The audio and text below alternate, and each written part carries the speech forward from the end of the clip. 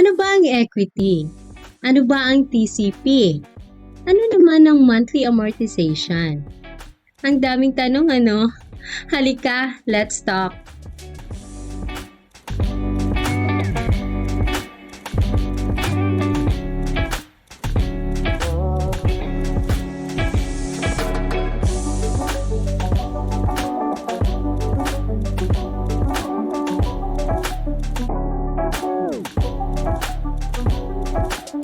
Hi, I'm Grace, a proud mom and a real estate virtual assistant and a licensed real estate broker. So, hello po sa inyong tanan. Kumusta po mga amiga, mga amigo, mga igsuon, kapamilya, no? So, kumusta po atong life, dira? Kumusta na po yung mga kapamilya natin dyan sa Luzon, Mindanao, no? Pati ng mga nasa Visayas. So, kumusta po tayong lahat? No, please join me today as I'll be answering few of the common questions that our first-time home buyers are having. But before I continue, if you are new to my channel and want to get updated to any real estate related stuff, please like, subscribe, and hit the notification bell and share this video to your friends and families. So going back to my topic, which is the common questions for the first-time home buyers. No? So normal lang po talaga na medyo mangangapa ka pa sa mga salitang i-discuss ko sa inyo. Lalo na kung wala pa ho kayong karanasan sa paglulong. So let's get started. No? So first on the list is, what is TCP?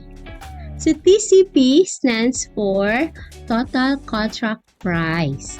No? Sa madaling salita po, ito po talaga yung kabuhang presyo ng property, which includes the insurance, the equity, the interest, etc. So, yun po. Okay? Next po is, what is the loanable amount? Loanable amount po, ito po yung ipapahiram sa atin ni Pag-ibig or ni bank, depende kung saan ho kayo kukuha ng financing. Okay? So, kasi ho, pag maglo-loan po tayo, hindi po 100% ang ibibigay sa atin. No, they only set a percentage, no, para po makapag-loan tayo. Hindi ho 100%. Meron ho talagang i-release or meron pong portion doon si borrower. Okay, ano yung portion na yon? Ang tawag po doon is equity. Okay, so ito yung naiwan po na usually 10 to 20% of the TCP, diba? Sabi ko sa inyo, let's say sa 100% yung TCP, yung usual na pinapahiram or yung loanable amount is 80 to 90%. Ngayon, yung naiwan doon, yun po yung equity, yun po yung 10 to 20% of the amount. So, let's say you have 1 million. Yung loanable amount is 800, no? Considering 80%. So, the 20% po noon, which is 200%, yun po yung equity. No, ngayon, medyo malaki kasi ito yung portion na dapat ibibigay ni borrower for the borrower to get qualified for a loan. Medyo malaki siya. Doon po pumapasok yung option ng mga pre-selling natin. Diba? Pag pre-selling kasi yung properties, yung 3 to 5 years, hahatiin yung equity hanggang matapos. Kasi hindi din naman, wala pa din naman yung property. So, diba? Binabayaran natin installment yung equity. Para naman, pag na-paid na natin yung equity, usually nasa mga pag naka 70 to 70% to 80% na paid yung equity mo, pinibuild na din ni developer yung property. Yun po sa iba. Sa iba, hindi naman po. Yung iba, madali lang. Depende po talaga yun, ano. So, pero meron din po na ang ginagawa ng iba is especially for the condos, madali lang, mga siguro yung equity i-ano nila up to 1 year or 2 years, okay na po yun.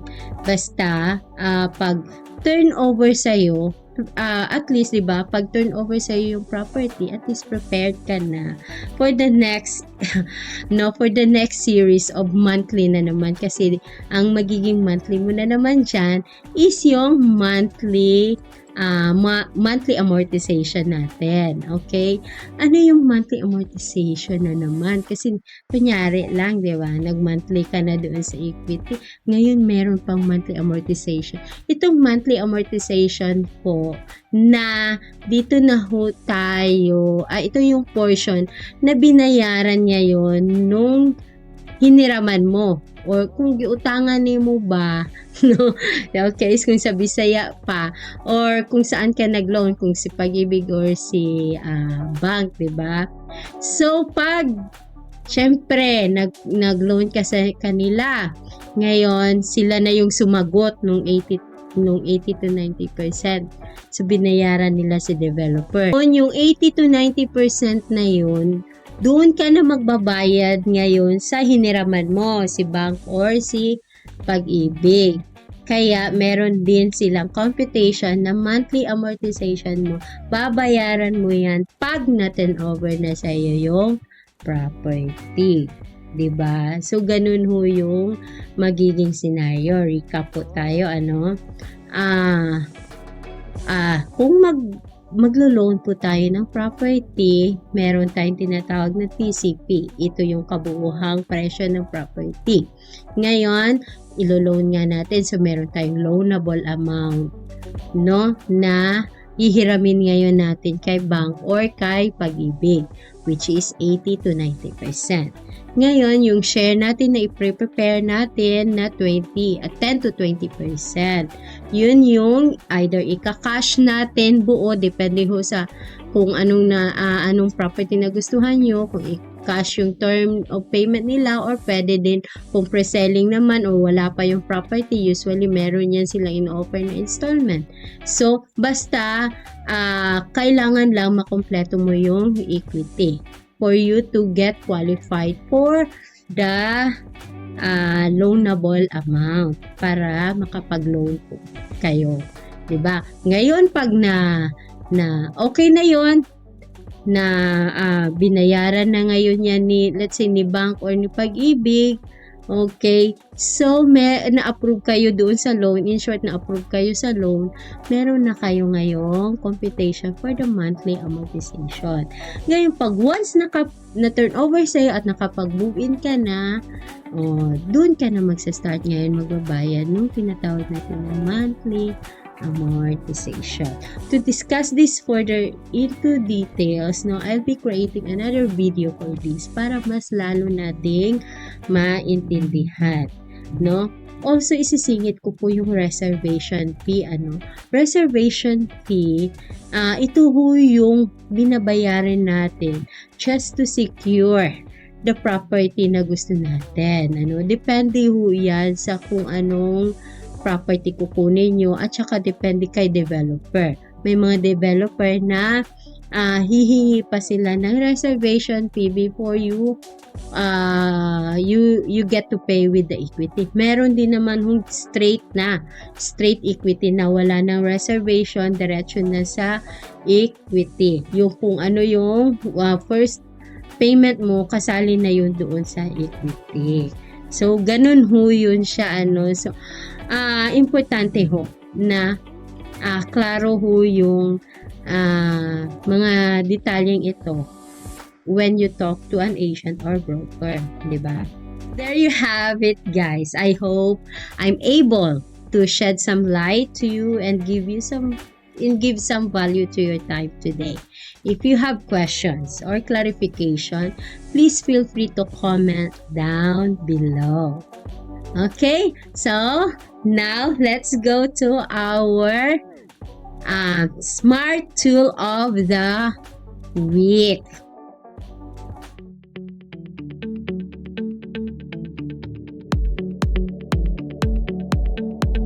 So for this week, I'll be sharing about Instant Street View, Google Instant Street View. No, I want to show you website, guys, or tool, no, kasi it can really save a lot of your precious time, no, kasi if you look for properties and we want it's really important to see the neighborhood around the property. Usually pag nasa property na tayo, medyo hindi na natin gama, especially if hindi tayo familiar sa lugar, hindi natin masyadong talaga, hindi natin nakikita yung big picture, 'di ba? Kung maganda ba talaga itong lugar na to, 'di ba? Hindi po. At saka hindi po tayo some of us don't have really luxury of time to really tour around always sa mga properties na gusto nilang puntahan. Okay, so actually this is really helpful tool, no, for us in really locating kung anong property or kung may property man, at least ma-evaluate, ma-assess na natin kung maganda ba talaga itong property ito. Okay, so I'll show you the demo for this tool. Okay, so this is the Google Instant Street View, no? Ita-type nyo lang instantstreetview.com. Hindi na ho kasali yung Google, ha? Instantstreetview.com lang. Okay? For example, no, I want to see Deca Homes Talomo. Okay? So ito yun, no? Deca Homes Talomo. Yan, o, tingnan nyo yun. Namumove ko yung cursor. Okay? Makikita mo marami ng bahay. Disclaimer lang din po, ito pong pool, ito maganda ito kasi nakikita na din yung surroundings. Pero, meron po silang privacy policy. Hindi po lahat. Pero may mga subdivision. Hindi po lahat ng subdivision ay mapapasukan talaga natin. Hanggang sa gate lang po tayo. Parehas po sa US, ganun din po. No? So, hindi naman lahat, pero most of the subdivisions really, hindi natin mapasukan. Pero at least nakikita natin. For example, nakikita natin yung mga bahay-bahay dyan sa loob. Kasi 'di ba open nga itong gate na to, 'di ba? Tapos kung punta tayo sa road, no? Yan, maikot-ikot mo kasi itong cursor, 'di ba? Makikita mo marami na nga talagang bahay ito, 'di ba, sa area. At saka dito sa Deca Homes Talomo, makikita mo na marami pala itong marami ng mga tao dito sa area na ito. Medyo commercialized na siya. Kasi sa harap, mismong tapat ng gate, makikita mo merong panaderia, merong bakery, meron ding cake, meron ng red box, no? Cake, at saka meron ding, hardwares, no? Kung gusto nyo i-renovate ang bahay, madali lang, tawid lang kayo. Paglabas ng gate, yan na. No? Meron ding mga, mga shirts, meron ding, parang bike, bike store, yan. Okay, and then, makikita nyo rin, yan, yung tingnan nyo, kagandahan nito. Kasi, it's like you're really driving in the air. Diba? Straight ka lang, punta tayo. Medyo sa unahan, punta tayo. Ano makikita natin? Meron ding itong subdivision, tabi lang ng Deca Homes. Yan, merong, bigasan sa labas, meron din nagtitinda ng mga karne, di ba? Meat shop. Ayan, di ba? Punta pa tayo. Medyo maraming sasakyan. So, hindi tayo mahirapang mag-commute. Okay? And then, medyo punta pa tayo sa medyo dulo. Yan.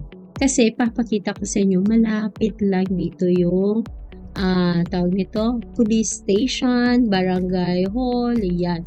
Yan. Dito na ba yun?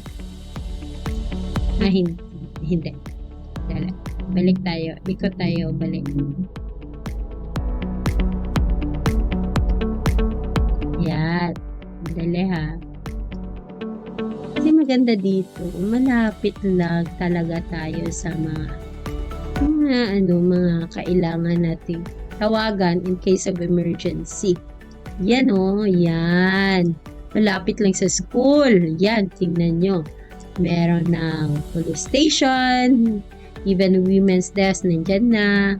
Tapos meron pang senior high school dyan sa loob, tsaka elementary school. Meron din yung barangay office nila, nandyan na. Yan, barangay hall. Meron din yung fire station dyan. So, di ba, ang ganda-ganda ng location ng Deca Homes Talongo. No? So, actually, this is just a demo pa. But if you consider buying property from Deca Talongo, please feel free to message me.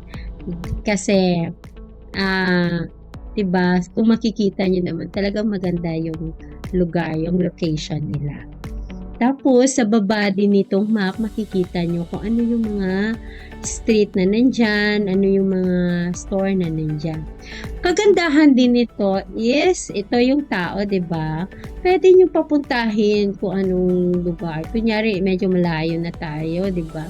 Pabalikin mo nga yan doon. Yan, pwede ganon. Diba? Kunyari, saan mo gusto punta?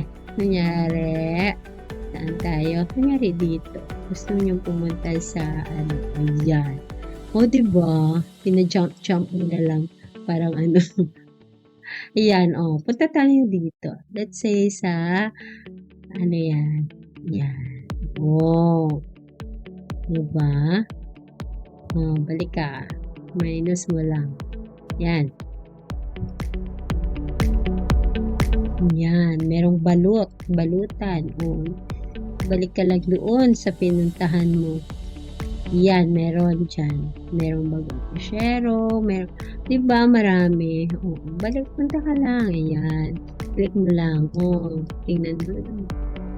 Parang nasa ibang ka na, dimension.